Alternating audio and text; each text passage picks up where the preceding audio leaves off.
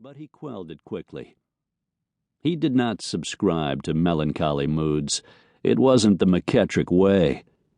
In his family, a man, or a woman for that matter, played the cards they were dealt, kept on going no matter what, and tended to the best of their ability to whatever task was presently at hand. Still, there was a prickle at his nape, and Cherokee, rarely skittish, pranced sideways in agitation, tossing his head and neighing. Sawyer had barely pushed back his long coat to uncover his Colt .45, just in case, when he heard the gunshot, swaddled in the snowy silence to a muted pop, saw the flash of orange fire, and felt the bullet sear its way into his left shoulder. All of this transpired in the course of a second or so, but even as he slumped forward over Cherokee's neck, dazed by the hot poker thrust of the pain, spaces wedged themselves between moments, stretching time, distorting it. Sawyer was at once a wounded man, alone on a snow-blind street, except for his panicked horse, and a dispassionate observer, nearby, but oddly detached from the scene. He didn't see the shooter or his horse, but the calm, watching part of him sized up the situation, sensed there had been a rider. If anybody had seen anything or heard the muffled gunshot, they weren't fixing to rush to his rescue, and he didn't have the strength to draw his .45, even if he could have seen beyond Cherokee's laid-back ears. Fortunately, the horse knew that in cases like this anyway, discretion was the better part of valor.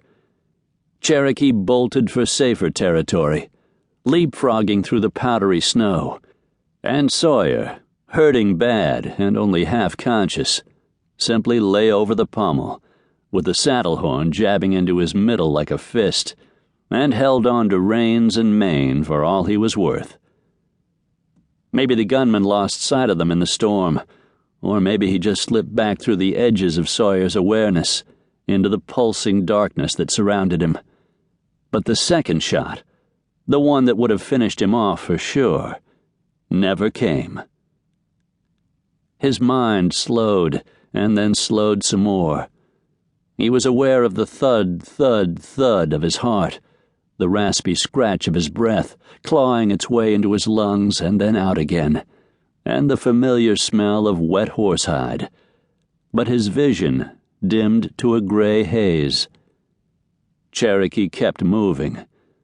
Sawyer's consciousness seemed to retreat into the far corners of his mind, but growing up on the Triple M Ranch in Arizona, he'd practically been raised on the back of a horse, and the muscles in his arms and legs must have drawn on some capacity for recollection beyond the grasp of the waking mind, because he managed to stay in the saddle.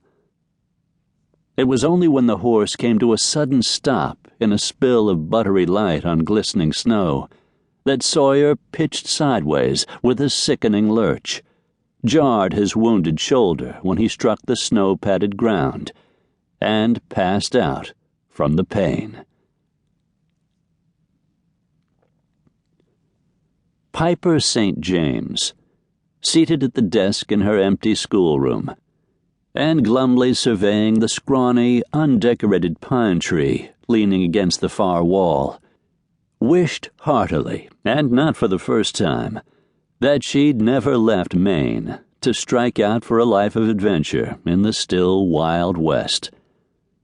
Her cousin, Dara Rose, in love with her handsome rancher husband, had painted a fine picture of Blue River in her letters, telling Piper what a wonderful place it was, full of good people and wide open to newcomers. Piper sighed. Of course Dara Rose would see things that way. She was so happy in her new marriage, and being a generous soul, she wanted Piper to be happy too. Life had been hard for her cousin and her two little girls, but Clay McKettrick had changed all that.